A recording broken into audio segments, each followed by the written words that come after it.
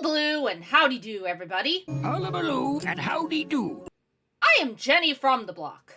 So, that poll to publish fanfiction, right? I've mentioned this in, I don't know, at least one other video, I don't know, but I used to be a fanfiction author, and I deeply am not a fan of poll to publish fanfiction. One of the major defenses that fanfiction has is that its authors don't profit from it. Hence why Archive of Our Own has traditionally had strict rules about not including Ko-Fi and Patreon links or stating that you wrote fanfiction on commission, because they aren't interested in getting sued. I have to figure that Dramione and Raylo poll to publish fanfiction must have some sort of quiet hall pass from J.K. Rowling and Disney and Lucasfilms, because these entities absolutely have the ability to sue for shits and giggles, and to the best of my knowledge, they haven't even tried. And I just feel like one day someone's going to do this, and some intrepid lawyer is going to ask just one simple question, and that question is, would this book have gotten as much attention and money as it did if no one was aware that it was originally a popular fanfiction? I don't know, but the more normalized this becomes, the more I smell that lawsuit coming from one avenue or another. I am almost certain it will happen in my lifetime. As it happens, the only poll to publish fanfiction that I've read before is 50 Shades of Grey, which I will probably reread and do a video on at some point. This book is divorced enough from the source material that I would never have known it was originally Twilight fanfiction. But I am curious to see whether or not some of these popular Dramione fanfictions were much the same, or if, being fantasy books, any or all of them lean on the Harry Potter canon to get by. So the first one I read was Alchemised, published in 2025 by SenLinYu. The story surrounds Helena, who comes to with little memory at the end of a war that her side lost. She's an alchemist, and, Jesus, I had to research to understand this, and I'm gonna get into it later, but basically there are alchemists with different affinities, and vivimancers aren't viewed very well because they can bring the dead back to life, and I'm gonna get to it. I'm gonna get to it more in the analysis portion. So Helena was one of the Eternal Flame, a resistance group aligned with the ruling powers in Palladia, the head of whom was Luke Holdfast. They were set up against the guild members and Moro, an alchemist keeping himself alive through unholy means and bestowing a sort of immortality on his favorite followers. One of those is the High Reeve, Cain Farron, who murdered Luke Holdfast's father and is required to take Helena into his gothic mansion where his bitch wife Aurelia also resides so he can probe her mind to find her memories of the resistance. Then, I don't know, about a fifth of a way through the book, which is over 1,000 pages long, by the way, just for perspective, we suddenly veer into The Handmaid's Tale, and Helena and loads of other alchemist women are forced into a repopulation program so there can be more alchemists with the type of powers that Moro wants. So Cain and Helena are forced to participate. She gets pregnant and almost dies. So part one can basically be summarized as Helena wakes up, Helena has amnesia, Helena gets tortured, Helena is confused, Helena is exploring Cain's house, Helena gets pregnant, Helena wants to die, and honestly, sincerely, I related to that last one because I too wanted to die about 200 pages into this book. Then part two, which takes up about 2/3 of the book, I'd say, is the flashback to everything that led up to this. Everything. But to spare you the minutiae, I'll summarize. Helena is a healer during the war. Cain turns traitor because Moro tortured his mom after his dad was arrested. He asks for Helena in exchange for his information, but also stresses that Helena has to be willing because conspicuous consent is a big thing in bad boy love interest romantasy novels. Also, the Eternal Flame is full of bad people who use Helena and spread misinformation about the creation myth of their country so the Holdfast family stays in power. We find out that Moro, has basically made his followers immortal by way of creating Horcruxes. I mean phylacteries. I mean Horcruxes. I mean, it's Horcruxes. It's Horcruxes. It's pretty transparently Horcruxes.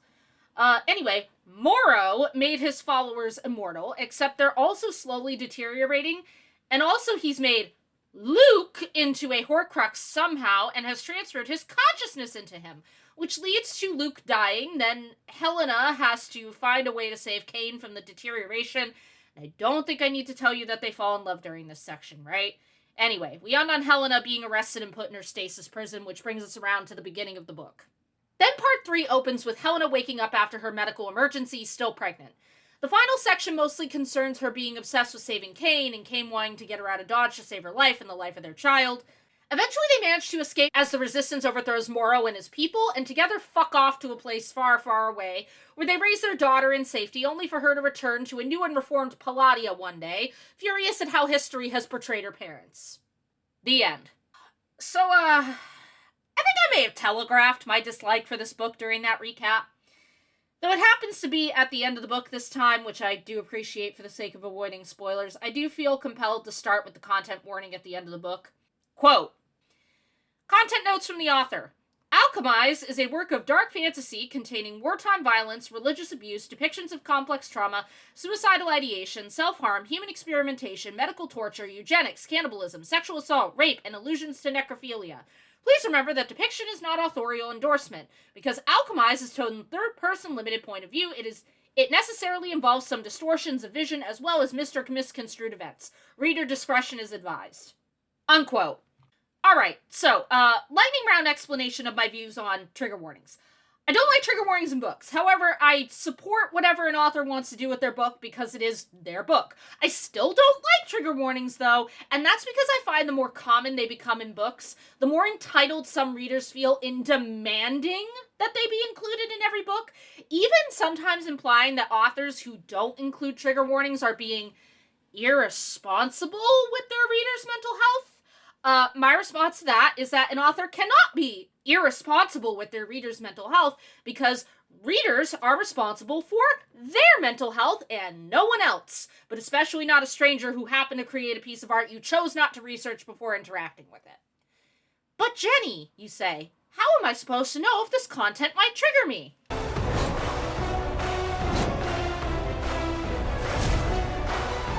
If y'all have the time to yell on the internet, you have time to research your books before reading them. If it is that big of a deal that you not encounter certain topics, then the responsible adult thing to do is researching before you pick up an adult book that you know is some level of likely to discuss mature topics.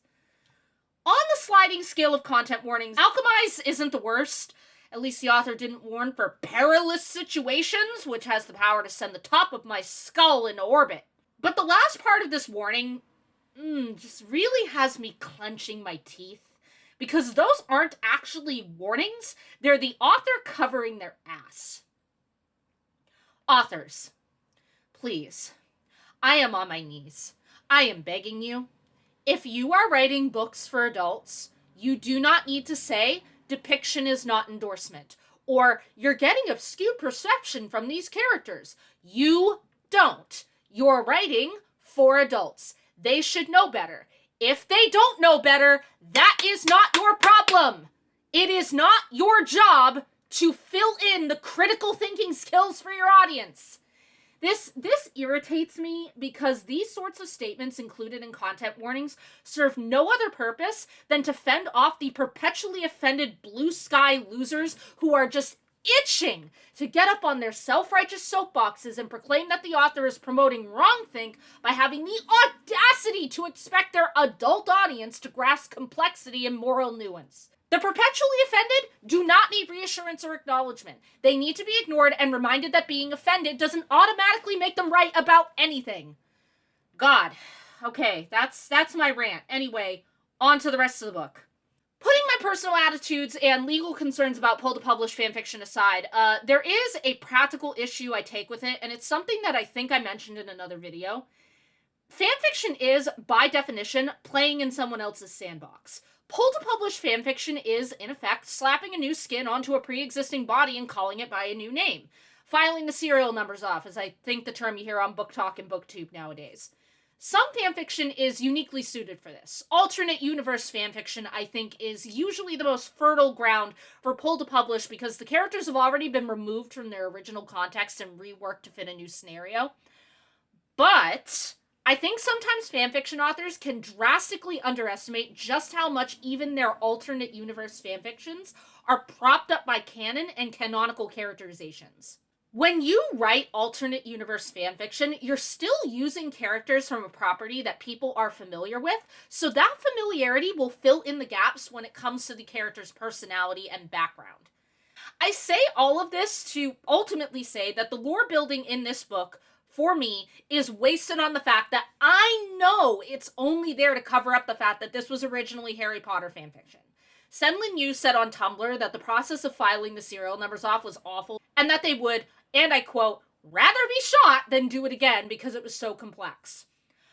I have read 50 Shades of Grey, as I mentioned, which is Twilight fanfiction.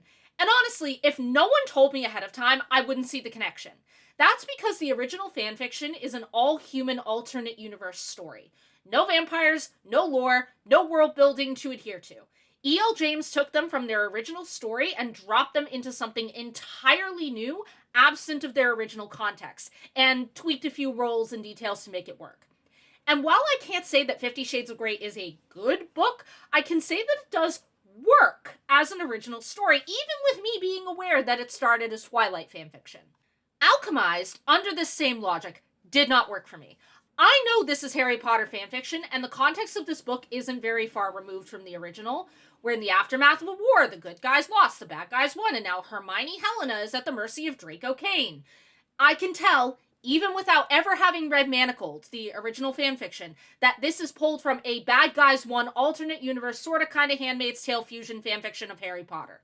I can tell that the Eternal Flame is the Order of the Phoenix. In fact, if I recall correctly, I think their proper name is the Order of the Eternal Flame. I can tell that Kane and Morrow's mind reading is Legilimency. I can tell that the Phylacteries are Horcruxes. I mentioned in my review for the last one, I think, that one criticism I saw leveled at the book was that it felt like the second or third book in the series, not the first, and that's very much what Alchemised feels like to me. It feels like this is a sequel or offshoot from a previous story. It's such a weird feeling because I feel like I'm being dumped into a story whose background I already know, because I technically do know it because this is Harry Potter, but I also don't know it because the serial numbers have been filed off and it's not technically the same world.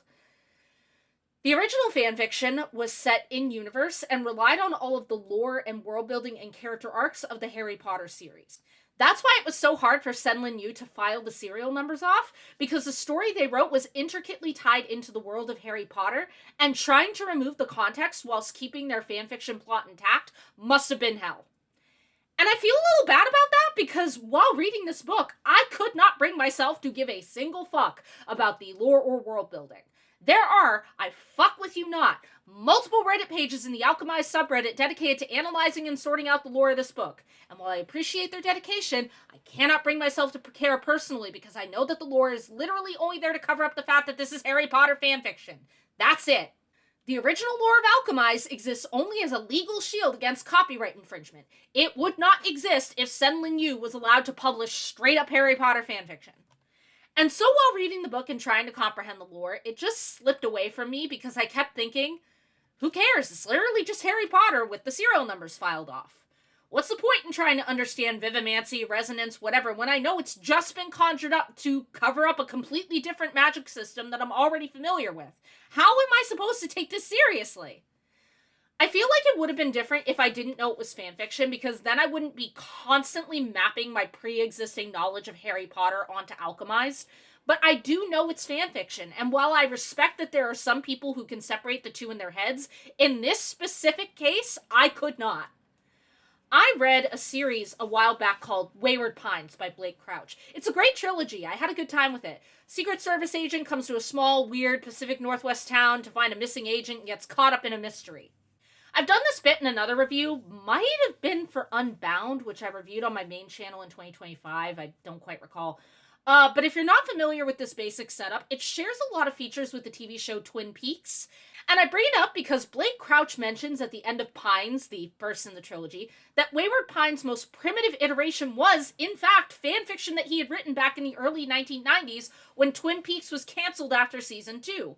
Over the years, he rewrote that would-be third season of Twin Peaks until it metamorphosed into its own unique project, but retained some of the key identifiers from Twin Peaks.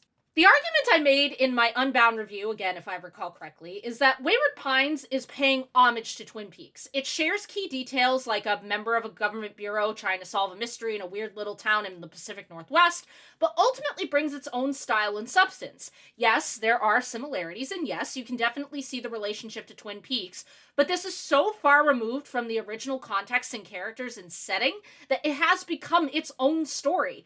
Blake Crouch did not publish fanfiction of Twin Peaks. He did not write Twin Peaks fanfiction and then file off the serial numbers. He published a thoroughly original story that shares some features with Twin Peaks, but is ultimately an entirely different story with different characters and mysteries. Alchemised is what happens when there isn't enough removal between the pull-to-be-published product and the source material. I can't pretend that this is an homage or inspiration, because I know, for a fact, that this is fanfiction with the serial numbers filed off, and while reading Alchemised itself, I can see the original canon context in the story as I'm reading. And that completely impacts the reading experience for me, because unlike with Wayward Pines, I can't just laugh off a few similarities. My brain is constantly being pulled back to the source material and trying to parse out what the original story is beneath the new one. Alright, I think I've belabored that point enough. On to the other aspects of the book. It was boring. To me, dragged out way too long. I feel like there are a lot of things that could have been tightened up, trimmed, and reworked in all 3 sections of the book to lose some of the drag. Part 1 was confusing, but at least had some decent tension in the beginning as it became clear just how fucked Helena is. Part 2, for me, is where everything managed to really go off the rails by falling directly into multiple very familiar romantasy tropes that Part 1 managed to avoid. For example, domineering and protective love interest? Check. Bonus points for Helena telling him that she isn't going to break at one point. Said love interest trains and spars with the female main character? Check. Love interest has another woman vying for his attention, and she happens to be a massive mean girl bitch who bullies the female main character? Check. Sexy bad boy enemy love interest nevertheless obtains explicitly conspicuous consent from the female love interest? Check. Animal companion in the form of Kane's chimera Amaris? Check. Female main character is abruptly confronted with the reality that everything she knows and has been fighting for is a lie, and that the friends and people she loves and respects are actually not as righteous as we originally believed them to be? Check. I will say this, Part 2 did at least manage to give a legitimate reason for why the breeding program was put into place, namely that Moro needs new bodies to transfer into so he doesn't die, and those bodies need to be Vivimancers for reasons. There were reasons, I promise, I just don't remember them because my brain just kept interrupting with, it's Voldemort wanting a new body, that's it. As for the characters, remember earlier when I said that it felt like I was being dumped into the middle of a story and I should know the background information for, but I don't, except that I do because I know this is Harry Potter fanfiction? Yeah, remember how I said that sometimes fanfiction authors can massively underestimate just how much the original canon props up their stories and lets readers fill in the blanks on their own? Yeah, for me, that really came through with the characters here. Imagine reading Harry Potter, except you only read the Deathly Hallows. It wouldn't have nearly the same impact because you didn't read the previous 6 books building up to all these characters and their personalities and histories and development. You're just getting them as they're depicted in the final book of the series, and so you can't appreciate the relationship between these characters, the ways in which they've grown, and what's driving them to make the choices they are. That's what Alchemised feels like. It feels like reading the last Harry Potter book, except with the odd flashback thrown in talking about Helena's past with various characters and how they treated her when she arrived at Palladia. All of that important context and bonding that helped us understand Harry, Ron, and Hermione's friendship and the various other relationships present in the series aren't present or appropriately replicated in this story, which removes a lot of the punch of their deaths throughout the book. The thing about the characters that's falling apart for me is that it ultimately damages the second and third parts of the book. We know the Eternal Flame loses from the get-go. We know a lot of these characters are dead by the beginning of the book. We know the ruling powers fall and the necromancers come smashing in and behaving like psychopaths. But I can barely bring myself to care about any of the characters I meet in Part 2, which is part of why it felt so bloated to me. I don't understand the depth of Helena's devotion to the Eternal Flame or Luke, because unlike Hermione, I don't have the context of seeing that love and devotion and friendship form over time. I additionally don't have the context of how Helena came to be attached to the different members of the Eternal Flame, such as Ilva, who I think is taking the place of McGonagall, or Crowther, who I think is Mad-Eye Moody, or the Bayards, who I think are Molly and Arthur Weasley. Helena is working herself to the bone for the Eternal Flame. She is being used and manipulated by them, so understanding where that devotion comes from is important because it literally explains why she's so willing to die for them. Going off of that, it was certainly a choice to make Helena discriminated against for being from Etrus, I think that was the name her home country was given, and for being a Vivimancer/Animancer. Obviously, there's some parallel with Hermione in that being Muggle-born, she faces some discrimination in the magical world in Harry Potter, but the only people we ever really see discriminating against her, that I recall anyway, are those aligned with Voldemort. She's valued by her peers and teachers at Hogwarts. Hell, she's the little golden girl that most of her professors seem to genuinely love. Having not read Manacled, I don't know if this is something that was brought over from it into Alchemized, or if this is something that was written explicitly for Alchemized, but I do find it interesting because, as I mentioned before, it is a very common romantasy trope for the female main character to learn that her people are not as good as she thought, or are outright bad guys who need to be defeated. I feel like this trope is usually in service of aligning the female main character with the sexy bad boy love interest and his people, so she can be justified in going after him despite any bad behaviors or actions he's participated in thus far. In any case, I think that Alchemized turns into a very typical romantasy in this respect because I have the author telling me that these people are important to Helena and that she's willing to die for them, but also going down the very familiar path of making them bad people so she can justify going against them and cleaving to Cain. Were this a sequel, had this been preceded by a story of Helena coming to Palladia and building up that history of her life before the war, and showing her forming relationships with everyone, I might have felt differently about this. But this is Harry Potter fanfiction of a post-war scenario pulled to be published as an original romantasy fiction. The depth of Helena's love and attachment to her pre-war friends and classmates and teachers is mostly irrelevant to the plot, which centers on her falling in love with Cain. Removed from its original context, Alchemized, in my opinion, fails to drive home why Helena loves Palladia and the people she knows there. The focus is on making it something that she has motivation to leave, not something beautiful and precious that she's desperate to save. There was an interesting lack of detailed character description in the book too, save for Helena and Cain, and repeated references to Lila and Luke, Ginny and Harry, being very, very blonde.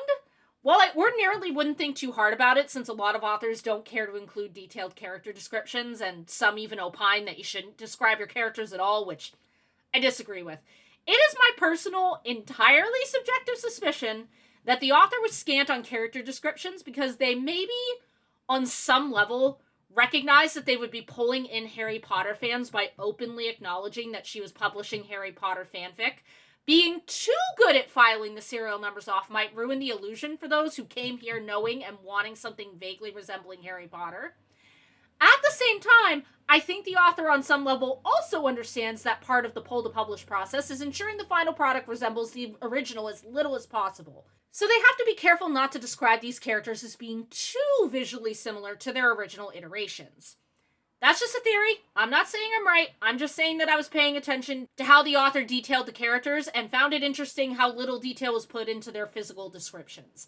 I probably wouldn't have noticed it if I wasn't watching for it. It occurs to me that I haven't said much about Cain, and I think that's because my brain has relegated him to the standard romantasy love interest file in my brain. He's not quite Draco Malfoy because Helena doesn't have endless memories of what a nasty little bully he was to her and her friends. He's just a classmate from a prominent family that she didn't know very well who murdered her best friend's dad. Beyond that, he's a smirking, teasing, one minute I care, the next minute I'm a cold bastard that hates you love interest. Not very special in my eyes. At the end of the day, I accept that I am outvoted because Alchemized, as of this review, sits at a very pretty 4.32 out of 5 stars on Goodreads with over 300,000 people contributing to that score. I cannot deny that it's been a hit with its target audience, even if I don't personally understand why they like it so much. Alright, on to the next book, which is Rose in Chains by Julie Soto. So, Julie Soto is interesting. 2 of her other books, Not Another Love Song and Forget Me Not, are apparently not pulled to publish. Allegedly, Not Another Love Song was inspired by a Raylo fanfiction she wrote, Food of Love, and Forget Me Not, I guess, just had the same cover artist, who naturally designed the characters to look like Kylo Ren and Rey. I don't know, I found conflicting information on the internet. But Rose in Chains is 100% Dramione pull-to-publish fanfiction. Methinks Miss Soto has a taste for the enemies-to-lovers trope. Anyway, on to the book. Much like Alchemized, we meet up with Hermione, Princess Bryony Rosewood of Evermore, in the aftermath of a war that she's on the losing side of. Her brother, Prince Rory, Harry, has been killed, and Veronica Mallow, gender-bent Voldemort, has prevailed. Basically, Bryony and her brother were Eversons, who use mind magic. Their enemies, the Bomardi, use heart magic. There's a lot of debate between which one is superior. The narrative jumps back and forth between the current day, which involves Bryony and several other women being sold into magical/sexual slavery by the Bomardi, and Bryony and Rory's time in school. The semesters alternated between Evermore and Bomard, ostensibly because the kids were being low-key ransomed to each other's territories as a symbol of peace. I should clarify, by the way, that according to my math, Bryony is 25 or so when the current day narrative starts. Anyway, the story starts with Evermore losing the war, and Rory theoretically being killed by Mallow. This results in the women of Evermore being captured and sold at auction. The Bomardi can basically use other people's magic to boost their own, and the Evermore women are to be used for that purpose, as well as, the other one that conquerors often use captive women for. Bryony and the other women resist heroically, but it ultimately doesn't stop them from being sold off. In Bryony's case, she's sold off to a freak-ass pervert, but after some sort of exchange behind the scenes, it ends up being Tovin Hurst, a former classmate and former crush, that ends up taking her. The rest of the novel is pretty low-key. It's Bryony trying to figure out what happened to her remaining friends and family and trying to dodge Mallow's attention, as well as learning how to weave her way around and gather information whilst playing Tovin's pet. Tovin, for his part, stays respectful and civil towards Bryony, and obviously their feelings for each other grow more intense as the book goes on. Towards the end of the book, we find out that Rory is still alive, and that's how I found out that there's a sequel to this book coming out in December of 2026, so there's that. Alright, seems like the content warning for this book should be my first stop again, just for consistency's sake. Quote, content warning. This work contains explicit sexual content, scenes with gore and violence, and sexual assault of a POV character. Non-consensual sex is referred to, and the buying and selling of human beings into captivity is a core theme of Rose in Chains. Forced sterilization, death of minor characters, and torture are present in this story. For a more detailed list of content warnings, please visit Julie Soto's website. Unquote. It's not as bad as the Alchemised warning in that Julie Soto apparently remembered that she was writing for adults, and apparently did not feel the need to warn that depiction does not equal endorsement, but also, my brothers and sisters in Christ, you're picking up an adult fantasy romance book. We can reasonably deduce that sex or sex scenes might come along with that. Death of minor characters is an absolutely ridiculous thing to warn for, too. In my opinion, okay? Again, it's a fantasy book. How many books have you read in your life where a minor character has died and there was no trigger warning and everybody went on with their fucking lives? Like, come on! Anyway, moving on. So, the issue I had with Alchemised was much more reduced in this one. On my mother's grave, I have zero information about the fanfiction that this story was based on, but I can smell the alternate universe perfume on it.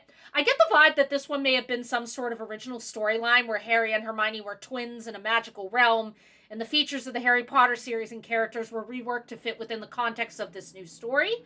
Because generally speaking, I didn't feel the same sort of dissonance in Rose in Chains that I did with Alchemised.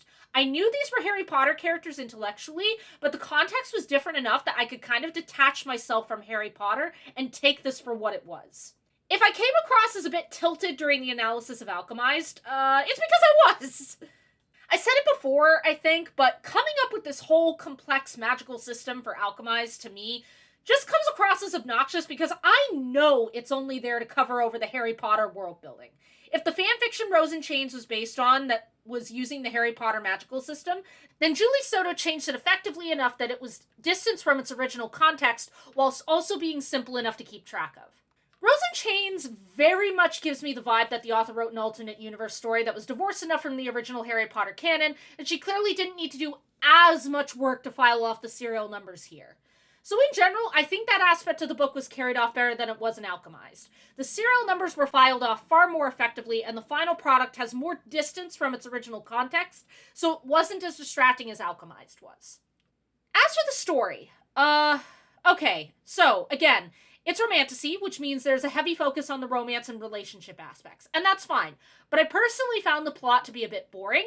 It's mostly Bryony and Tovin together at home, with the greater story outside of their relationship kind of acting as an undercurrent driving their actions. If you are here for the romance, you will probably like it just fine. And for what it's worth, I mean, maybe the bar is truly in hell, but I actually thought this was a decent romance. Unlike a lot of Romantasy couples I've read thus far, Bryony and Tovin actually have history together. They know each other. I believe Bryony and Tovin as a couple. Part of this is because throughout the book, we get multiple snapshots of their time together in school. We see the foundation of their relationship being formed, so their interactions in the present day feel more natural. Like, Bryony sasses Tovin at one point, I think it was like on page 141, the quote doesn't really matter, and then chastises herself for doing it in very romantasy heroine fashion, like, oh, what is wrong with me being mouthy and defiant against this dangerous, sexy man? But then I thought to myself, oh, actually that's not unreasonable. Bryony does know Tovin. She knew him in school. Still not a good idea to sass him under these circumstances, but there's at least some schoolmate history there to justify this kind of instinctual familiarity that might cause her to mouth off to him in a more natural way. She isn't just mouthing off to him because she's a girl boss, she's doing it because that's more or less the dynamic they've had in the past.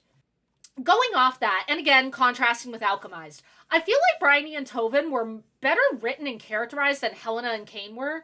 Bryony's a little flat, but retains Hermione's love of reading, and there's actual development of her relationships with people other than Tovin. Rory, Cordelia, who is Ginny, basically, Katrina, Larissa, Tovin's mom. It's not just the romance. And while Evermore isn't perfect, there's no attempt that I saw within the narrative to alienate Bryony from her people so that she can better cling to Tovin.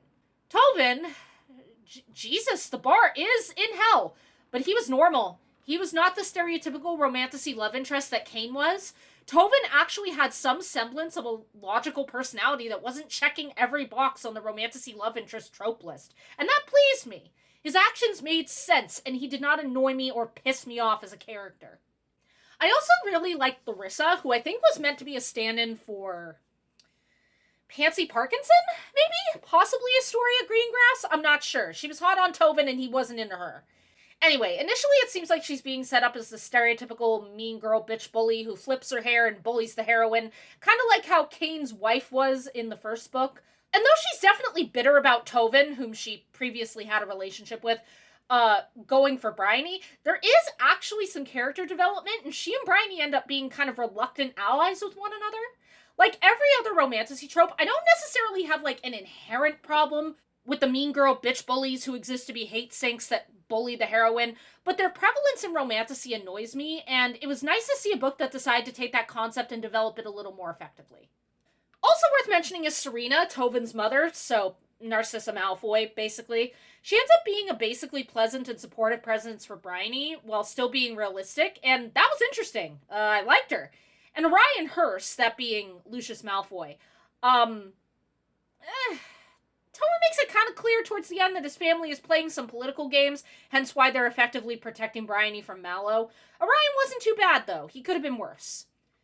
Not much else to say, honestly. Rose in Chains was, in my mind, pretty inoffensive as far as romantasy goes. Actually had some decent chemistry and development of the heroine and love interests, and didn't fall into the usual tropes. Not the greatest literature I've ever read in my life, but not bad by far. I may check out the sequel when it drops. Finally, I read the last two of the 4 books in my possession, the first of which is The Irresistible Urge to Fall in Love with Your Enemy, which was published the exact same day and year as Rose in Chains, July 8th, 2025. Huh. This one I knew the least about before picking it up, and it happens to be the lowest rated of the 4 Dramione books in this video, sitting, as of this review, at a 3.78 out of 5 stars on Goodreads, which interested me deeply. So I read most of the book, and then I happened to go to a local store that sells books at the beginning of July, and oh boy, look at that. There's the sequel to the book I was nearly 100 pages away from finishing and completing the review on. Yay! Anyway, I picked it up, I read it, and I'm adding it in because why the hell not? It seems fitting, right? So I will be recapping both The Irresistible Urge to Fall in Love with Your Enemy and The Exquisite Torment of Loving Your Enemy, which was published July 7th of 2026, all together in one. So, on to the recap. Osric Mordaunt is a Fyron assassin who does bad assassin things, murder, dare I say. One day he seeks out a Highland healer, Arian Ferrim, I think I'm saying that correctly, because he has a serious medical condition crop up. I'm not going to get into the magical system involved in his illness. It doesn't matter. All you need to know is that his internal magical system is damaged and he's dying. More or less, the plot of the book is Osric and Arian fucking off to different places and doing funny fantasy woo-woo shit to try and fix his affliction. And, naturally, they start to fall in love with one another, despite the enemies to lover, I love you, I hate you relationship they have for most of it. There's a subplot in book 1 that is brought more to the forefront in book 2 involving a disease known as Platt's pox. There's different orders and whatnot. Fyron and Hylan are 2 of the orders I mentioned just now. And one of them, the Drayors, has created the pox because kids who survive it are more likely to become part of their order later on. I don't remember if they ever explained this in depth or if it was just kind of a passing thing. I don't know. By the time I got to these 2 books in the series, I was kind of at the end of my rope a little bit, and it's like, all right, let's get this shit done.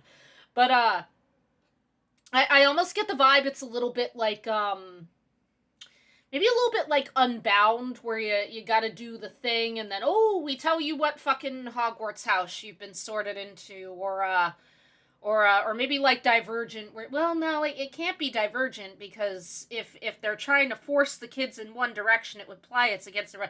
Yeah, I guess I'd say it's more like Unbound, which is... Well, I'd say this was executed better than Unbound, but that's not a very high bar to climb over. Anyway, the Drayors created the pox because if children are infected with it and they survive, they have a higher likelihood of joining their order later on. That's the point. There's some back and forth, and then there's a battle towards the end of book 2. Eventually everything gets figured out, and Arianne and Osric get together, happy ending, blah blah blah. That's it. That's the books. Alright, once more into the content warnings, which are identical in both the first and second books. Quote, content notes. The irresistible urge to fall for your enemy is an enemies to lover romantasy featuring an assassin and a healer. It contains elements that may not be suitable for all readers, including graphic violence, on-page torture, on-page deaths of minor characters, swearing, brief sexual content, medical content including fictional diseases affecting adults and children, and depictions of sick children in a hospital-like setting. Please read with care. Unquote. There's a possibility that as I read this back, because I took what I just read from the first book, there is a possibility that the second book was altered slightly. It may not be perfectly identical, because I think there is more overt sexual content in that book. As for my criticisms of this content warning, 1, I repeat, warning for the deaths of minor characters in an adult fantasy novel is ridiculous. I'm not apologizing for this take. I am planting my flag in the fucking ground and insisting that this is a non-issue. Adults do not need warnings about minor characters getting knocked off in a fantasy novel where one of the main characters is an assassin!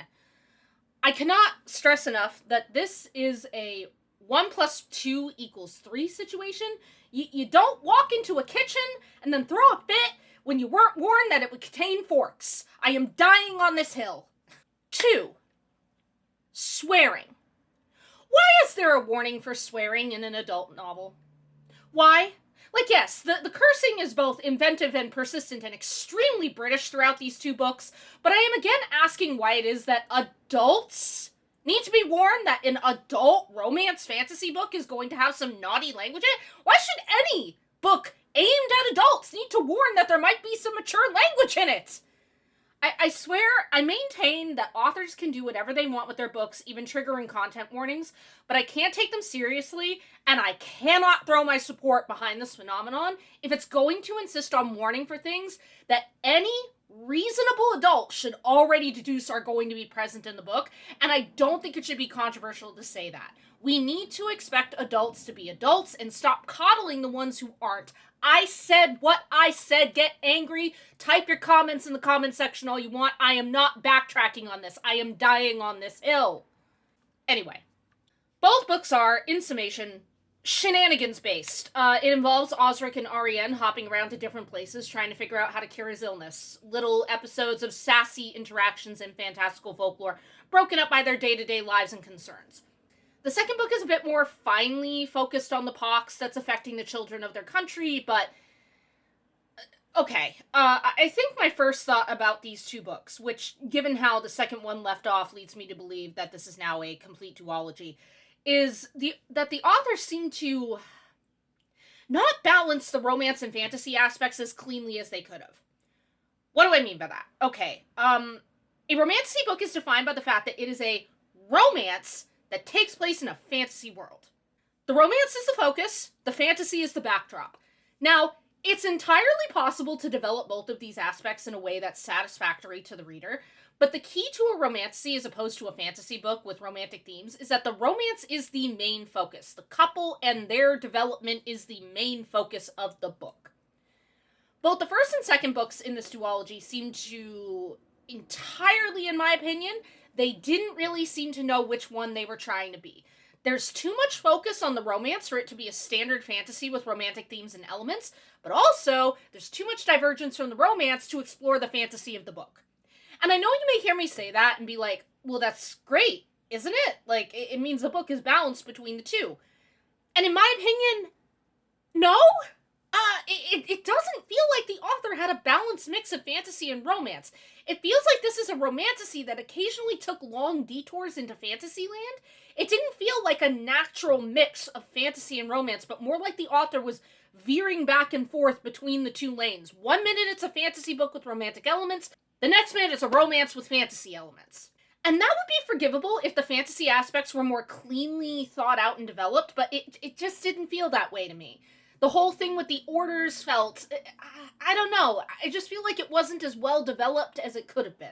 This book takes place in a modern Britain that is still divided up into the old kingdoms, like the ones that were still intact when the Vikings came over and kind of restructured society. It's a whole thing.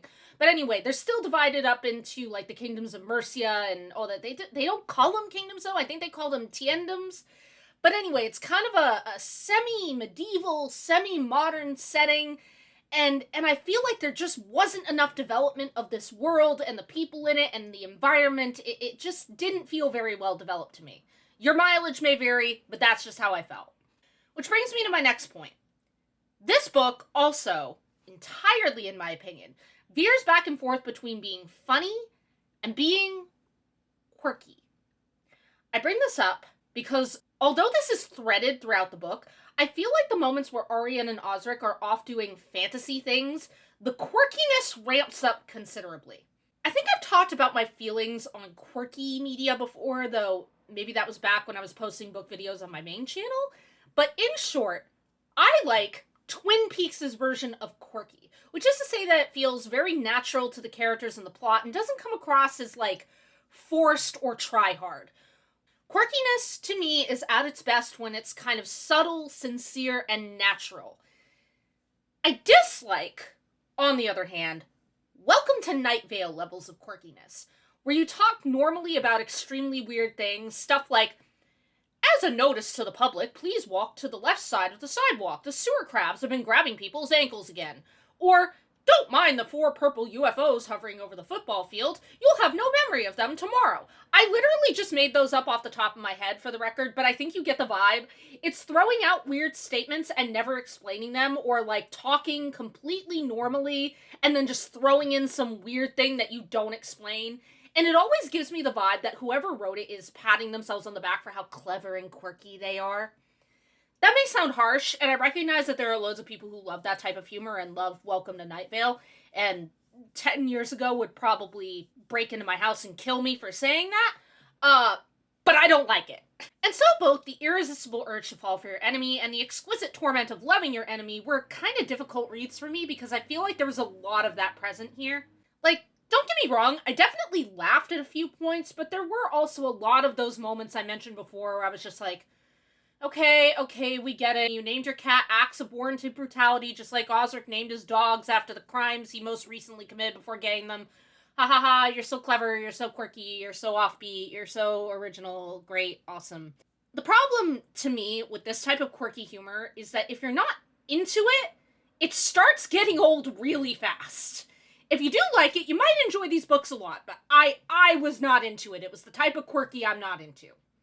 Overall, I dove into the humor because, strictly speaking, this is a romantic comedy fantasy. The romance is pulled off pretty well, and book 1 is definitely a slow burn romance, not really smut, which might be why it has a lower rating than the other 2 Dramione books that I've reviewed here. It is very kind of slow paced. There is a lot of that time that's taken away from Arian and Osric to kind of look at their day-to-day lives and whatnot. The humor goes back and forth, for me, as being actually funny and overly quirky alternatively, and then the fantasy element was definitely there, but not very well developed either. Again, to me, it feels like less of a balance between romance and fantasy, and more like a book that jumps back and forth between the two.